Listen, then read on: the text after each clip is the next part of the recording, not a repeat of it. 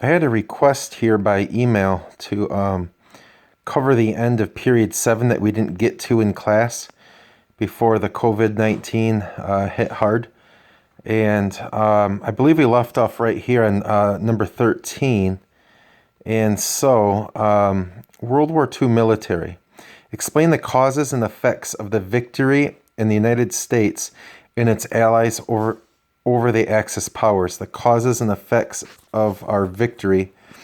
And one big cause is we simply outproduced the rest of planet Earth. Literally, by the end of the war, 1945, the United States is outproducing the rest of planet Earth in military equipment and industrial production. So that's huge. That's a huge cause. A lot of women go into factories. We had talked a bit about that.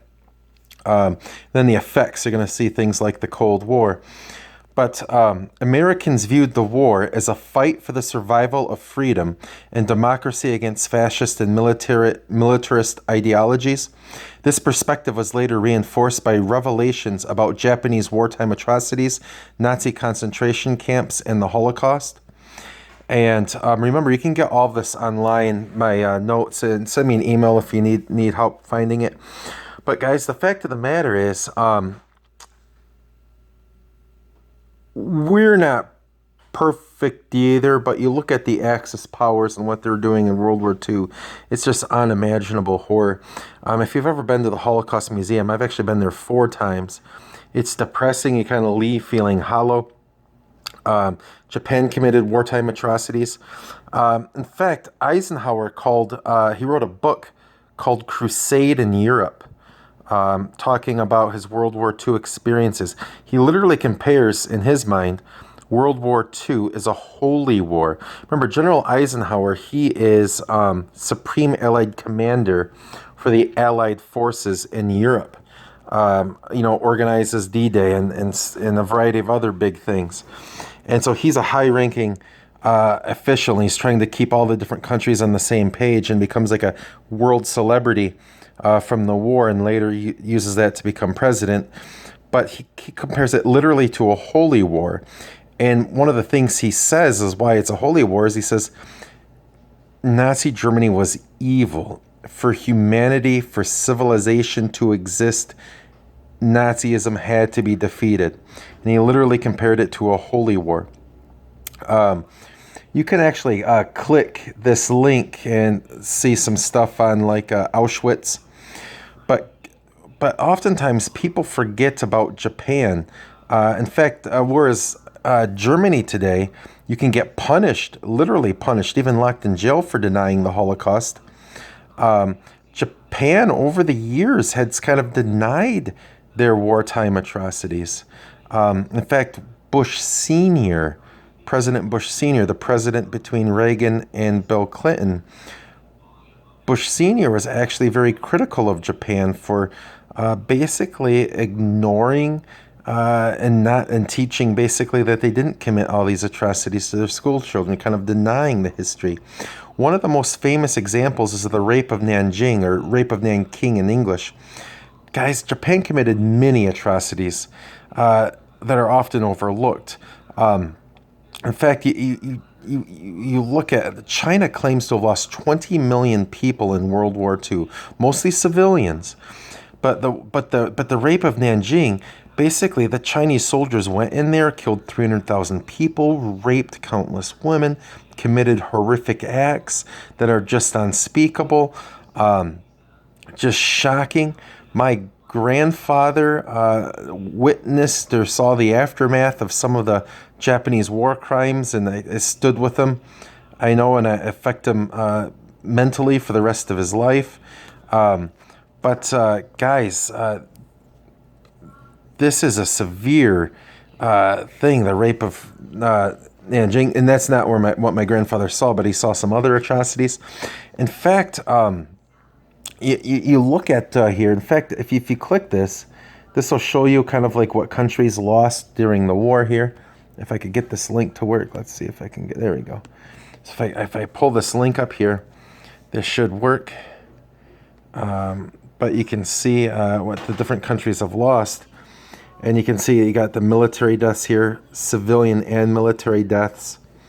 You can see China. China claims to have lost 20 million people in World War II. But you can see a lot of this is civilian deaths. More civilians died in World War II than soldiers. And you can see Germany there with a large amount, but not as large as some of these other countries. Japan lost about 2.6 to 3.1 million people, many of which of those civilian deaths came from American bombing.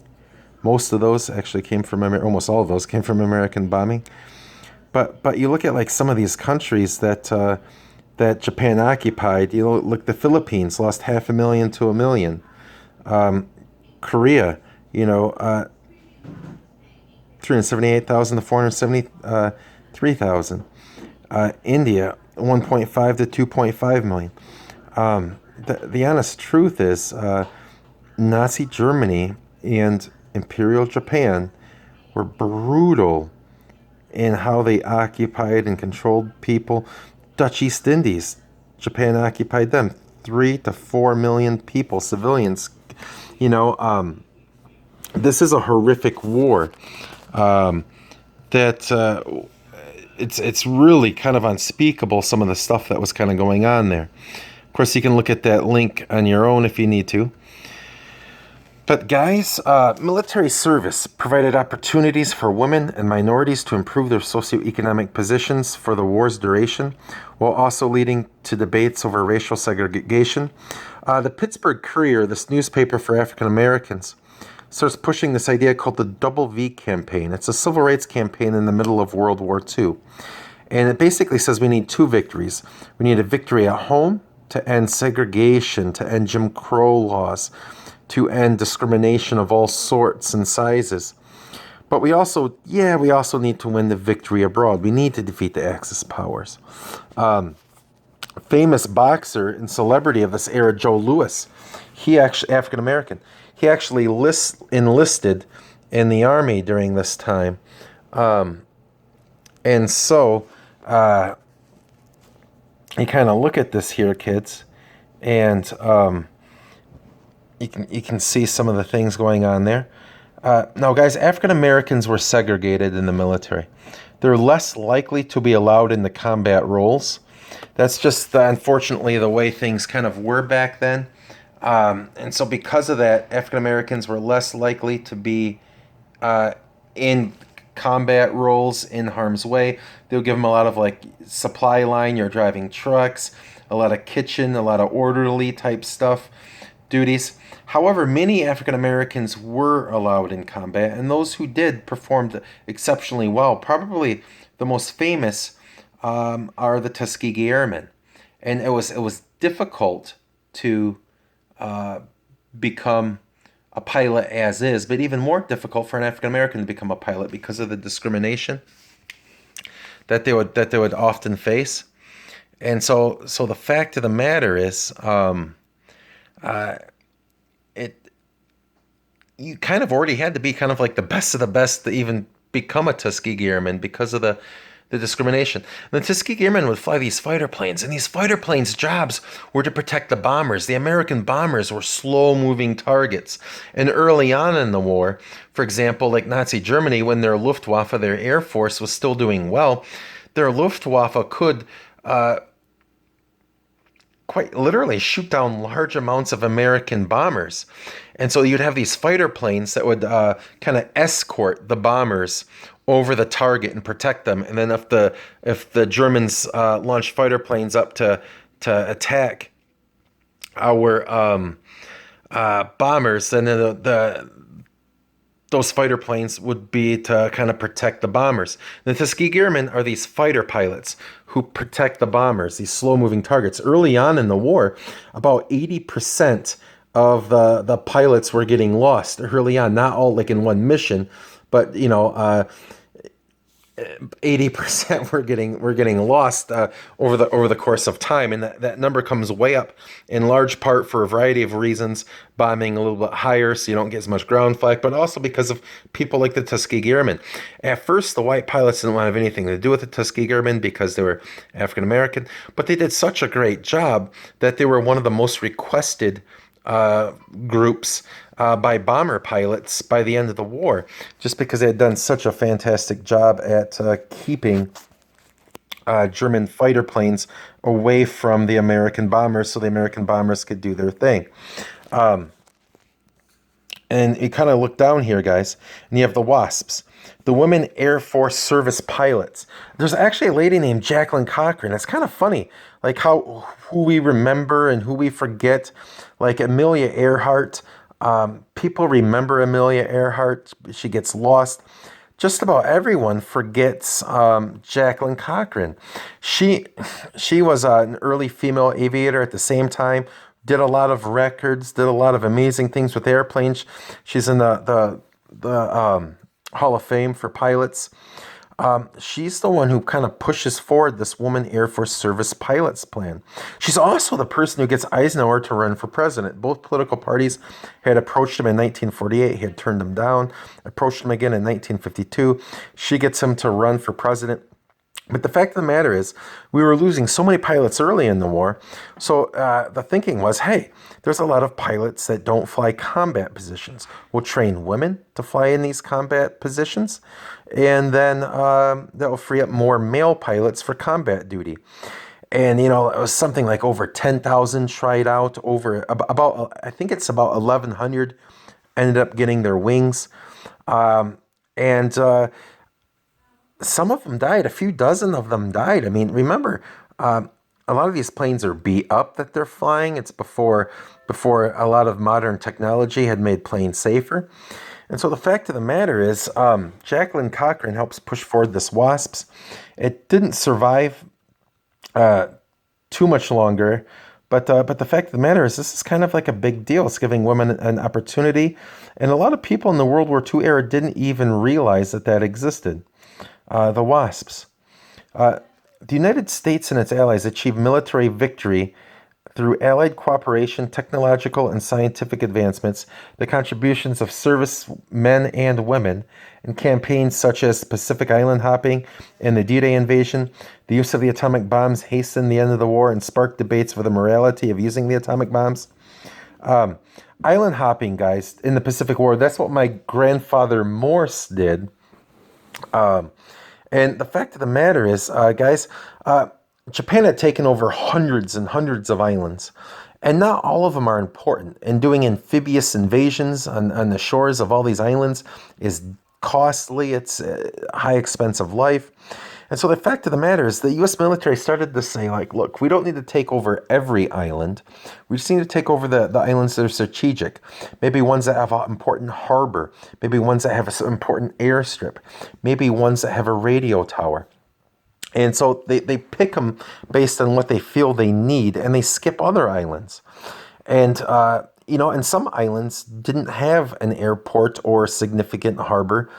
And so they felt it was insignificant. And once they took over islands further out from it, that'll become isolated. And then those Japanese soldiers there are just kind of stranded. And it's not a big deal. So that's island hopping. And so that's a strategy used in the Pacific. Guys, D-Day. This is the largest amphibious invasion in world history. Primarily United States soldiers, British, Canadians, there's 5 beachheads. Americans have 2.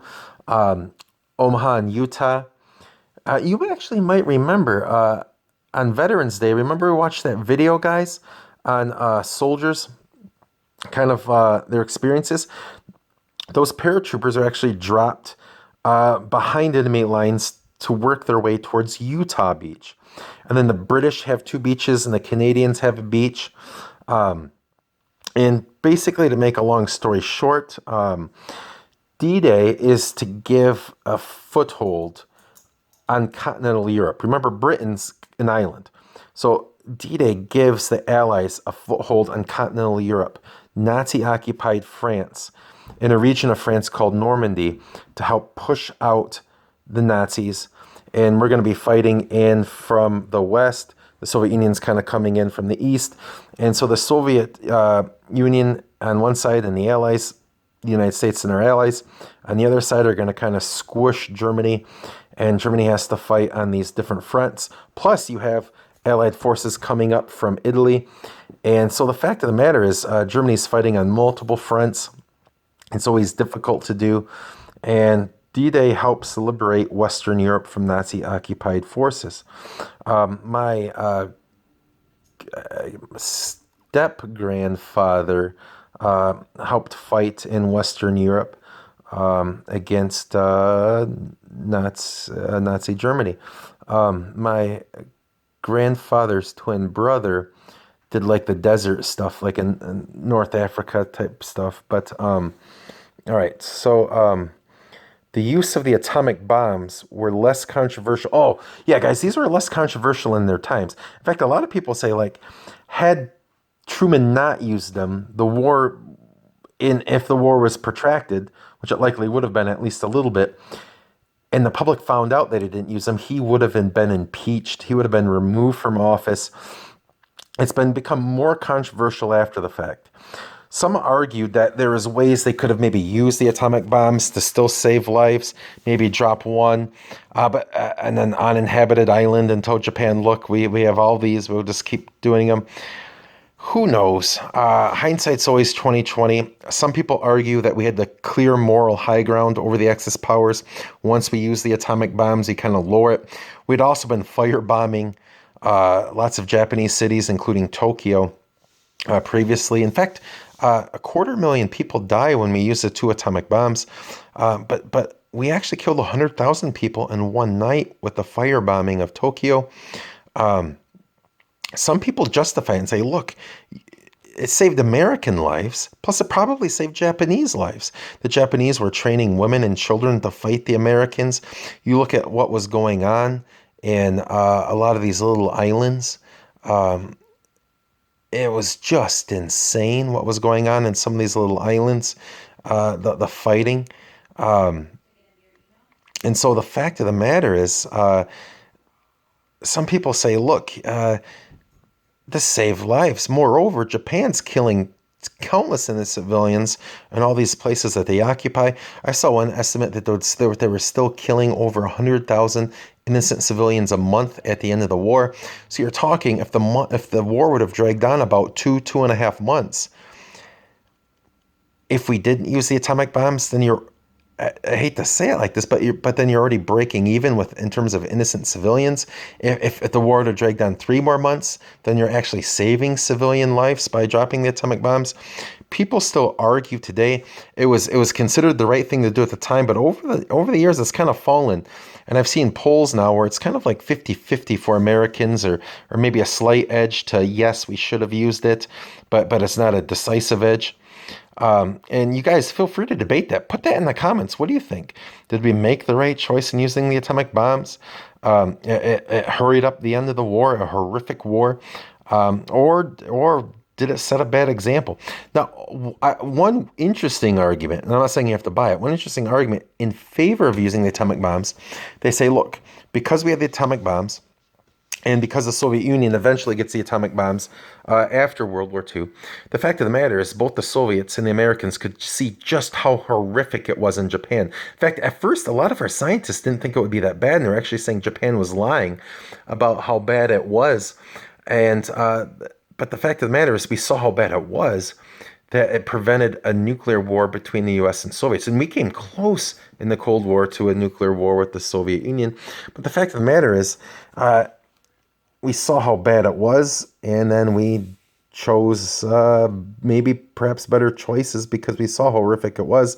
And if there's a nuclear war between us and the Soviets, instead of 250,000 killed, you're probably talking tens of millions or maybe even worse. Post-war diplomacy. Explain the consequences of U.S. involvement in World War II, the war-ravaged condition of Asia and Europe, and the dominant U.S. role in the Allied victory in the post-war peace settlements allowed the United States to emerge from the war as the most powerful nation on earth. Guys, the Yalta Conference between the soon-to-be victorious victors of World War II during the war. It was determined, the Yalta Conference determines that there's going to be 4 zones of occupation. Germany's going to be split up between the United States, the Soviet Union, the United Kingdom, and France. This is going to foreshadow huge problems because the 3 zones, the United States, the British, and the French zones, are going to form eventually to form West Berlin and West Germany. And the Soviet zone is going to be East Germany and East Berlin. And you can already see there's severe tensions between the different sides at the end of the war. And so the fact of the matter is, you're going to have severe tensions after that. I guess they're not doing period 8 here, so I probably shouldn't spend too much time on that. But the Soviets promised free elections in Eastern Europe, and they don't follow through on that promise for free elections in Eastern Europe, places like Poland and Hungary and places like that. And the Americans instantly see this as Stalin is the next Hitler. You can't trust him. Remember appeasement, this whole concept that we let Hitler get away with stuff and then he becomes this uncontrollable mess. So we need to stand up against dictators and punch them in the nose before they can do anything bad. And so this helps set the Cold War severe tensions. Americans feel like we need to contain and confront and stop Stalin from becoming the next Hitler. Well, why is Stalin not allowing free elections? One of the reasons why is that he's thinking, look, we've been invaded by Napoleon, and then we've been invaded kind of in World War I, and then we've been invaded in World War II, and we need to control Eastern Europe to protect ourselves from these invasions. And the Soviet Union lost more people in Europe than any other country in World War II. And so, like, hey, we're just trying to play it smart here. After the Yalta, a lot of people see Yalta as a victory for the Soviet Union. But guys, after Yalta is the Potsdam Conference. In the summer of 1945, Germany's been defeated. Japan's still fighting on. And so that's kind of Potsdam's a suburb of Berlin. Germany's been defeated. The victors are meeting. FDR's dead now. Truman's in charge. He's becomes president. He was vice president when FDR died. And basically Potsdam, if a country wanted reparations to punish Germany, they would have to take it out of their own zone of occupation. Looking back at the Yalta Conference, which gives each country a zone of occupation. The Soviets wanted to punish Germany. The Americans kind of look at World War I and say, World War I ended poorly. It encouraged the cause of World War II. It encouraged the rise of somebody like Hitler. We don't want to punish Germany severely. We want to get them back on their feet. And so America's against reparations. So you can take reparations out of your own zone, but not all of your zones. Is there going to be any shock when West Germany rebounds and recovers quicker than East Germany? Because our zone, we're helping rebuild. The East German zone's getting punitive punishments against them. Plus, we've got a more free economic system we put in place. And the Soviets put in place, we're on the path towards communism government in place in East Germany.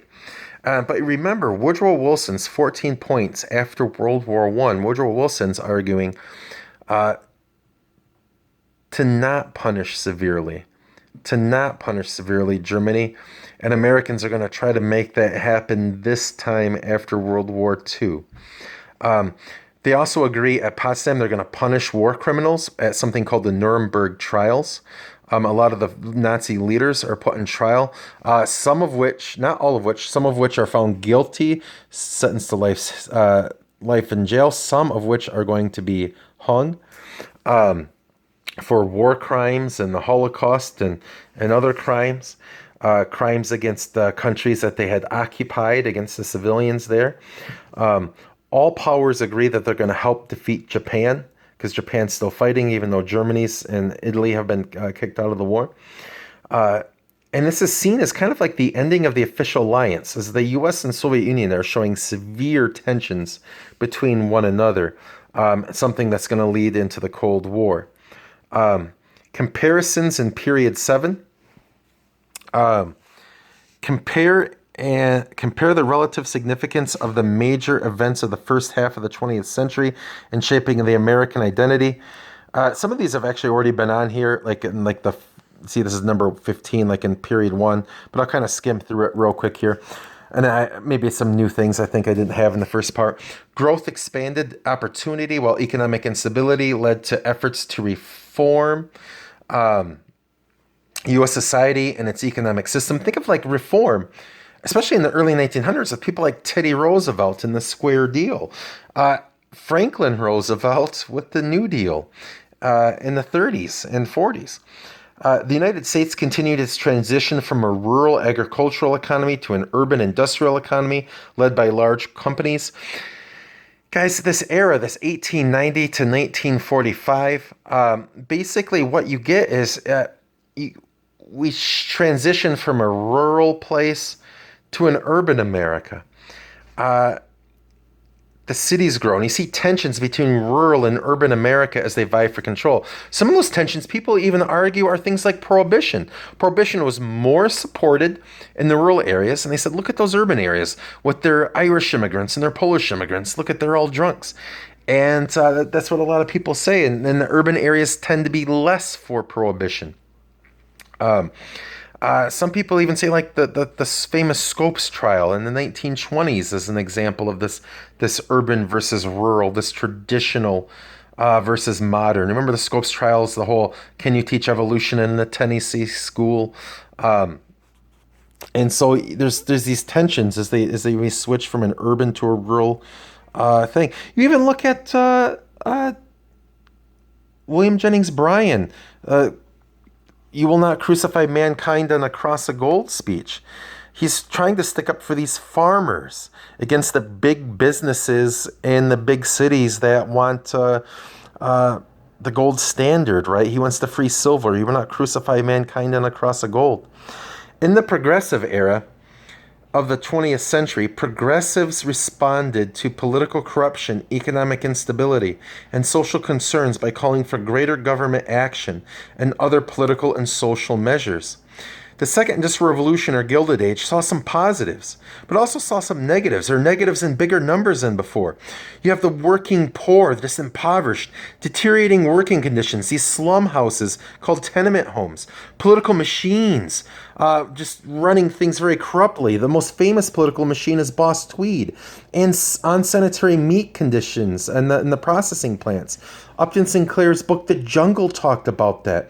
The progressive era in the 1890s and the early 1900s with Teddy, Taft, and Wilson seeks to try to fix a lot of these, create new government agencies, new government powers, new government roles, responsibilities. During the 1930s, policymakers responded to mass unemployment and social upheavals of the Great Depression by transforming the U.S. into a limited welfare state, redefining the goals and ideas of modern American liberalism. Guys, the 1920s had been an era of more limited government and rugged individualism. Calvin Coolidge, The Business of America's Business. Hey, laissez-faire capitalism. Government, keep your hands off business. Just let businesses solve things. And we move away from that 1920s mindset into the 1930s, where the government, hey, you're supposed to take on a bigger role, government. That's your job, and you're supposed to combat the Great Depression. FDR takes the government down on a new path of expanded government roles, and we've never really went backwards. His programs combined were called the New Deal. And they did things, like Social Security, which helps the elderly retire, and the CCC, the Civilian Conservation Corps, to employ young men to plant trees and all that kind of stuff. The New Deal has tons and tons of programs doing a lot of different things, guys. Innovations in communications and technology contributed to the growth of mass culture. The radio is a big part of that, guys.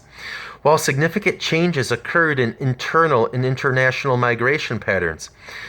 One big thing with the internal migration patterns, remember, you start seeing African Americans leaving sharecropping, sometimes by choice, sometimes because machineries are meaning less and less, you need less and less farmers. But the fact of the matter is, you have the Great Migration, African Americans moving north, the Harlem Renaissance, right? This flourishing of African American culture, and New York in the 1920s is something that comes as a result of the Great Migration. But you guys, that happens in World War I and World War II. But international migration. Remember, before 1890. Most of our immigrants had always come from Northern and Western Europe. Now we're starting to get, after 1890, you're starting to get mass immigration from Southern Europe, Eastern Europe, more from Asia than before. And so it creates problems, and you get some people reacting. In fact, the KKK, which forms again, remember Grant kind of like helps wipe them out, or at least temporarily. But the KKK moves into the north, and they're not just anti-African American, they're anti-immigrant and anti-Catholic immigrant especially. And quote, traditional America is one of these problems that comes up in the early 1900s from some of this migration patterns. And I talked to you guys about how like Grand Haven had a large KKK population in the early 1900s, burning crosses on top of Dewey Hill. I was gonna kind of go out there one day and make a film, but now we got the lockdown. I don't know if we should go out there and do that and just kind of show you where they did it, and then also show you there's an old Native American village down there and stuff like that. I was gonna show you.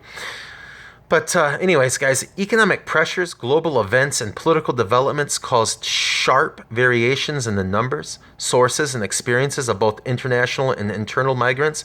Guys, we start getting more and more immigrants from these different places. One of the backlashes that happens is you get something called the National Origins Quota Act of 1924. And it limits, and the labor unions are big supporters of this, but it limits where new immigrants can come from. And it basically says, well, it comes on history. You know, if we've had most of our immigrants come from here, then we'll make those numbers come from there. If we had few immigrants in the past come from here, then we're going to limit those to few new immigrants coming from these places. And the labor unions are saying, look, there's just a surplus of labor that suppresses wages, and there is some economic truth to that, but the fact of the matter, a lot of it is racially motivated, or why would you have quota on individual nations, right? Participation in a series of global conflicts propelled the United States into a position of international power while renewing domestic debates over the nation's proper role in the world. In the late 19th century, remember, late 19th century means late 1800s. 19th century is 1800s. The first century would be like year 50. The second century would be like year 150. So like 1950 would be the 20th century. 1850 would be the 19th century. So in the late 19th century and early 20th century, new U.S. territorial ambitions and acquisitions, excuse me, in the Western Hemisphere and in the Pacific accompanied heightened public debates over America's role in the world. Guys, the U.S. acquires Hawaii, later the Philippines, Guam, and Puerto Rico in the Spanish-American War. We set Cuba free from Spain. And you have some people like the Anti-Imperial League, supported by Andrew Carnegie, and labor unions, Samuel Gompers, saying, look, we don't need, for a variety of reasons, they're all saying, look, we're being imperialistic, we don't need this. But other people are saying, no, we need this, and we need